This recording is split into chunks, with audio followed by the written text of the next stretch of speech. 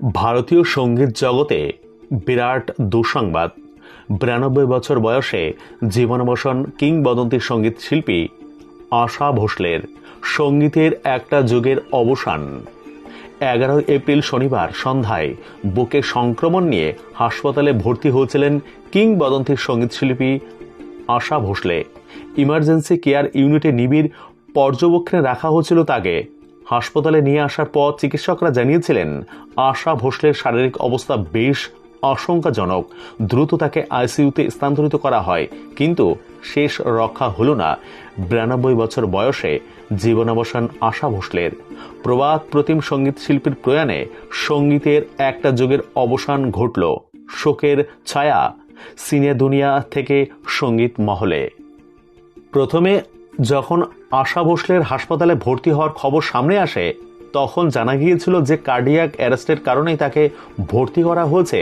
কিন্তু তার নাতনি জানায়, সোশ্যাল মিডিয়ায় ক্লান্তি এবং বুকের সংক্রমণের কারণে হাসপাতালে ভর্তি হয়েছেন আমার ঠাকুমা আশা ভোসলে।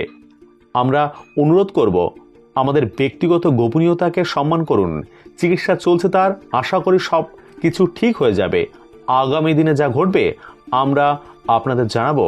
সন্ধ্যে 7:30 নাগাদ হাসপাতালে ভর্তি করা হয়েছিল আশা ভোসলেকে ভারতীয় সিনেমার অন্যতম শ্রেষ্ঠ এবং সবচেয়ে অভিজ্ঞ গায়িকা হিসেবে গণ্য করা হয়।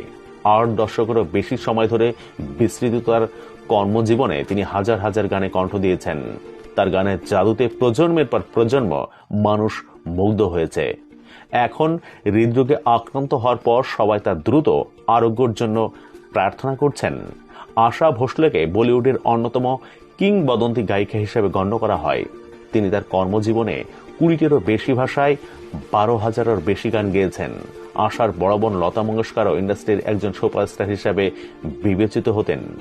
আশা ভোসলে বলিউডের কিংবদন্তি সঙ্গীত পরিচালক আর.ডি. বর্মনকে বিয়ে করেছিলেন, যিনি নিজেও সঙ্গীত জগতের একজন সুপারস্টার ছিলেন।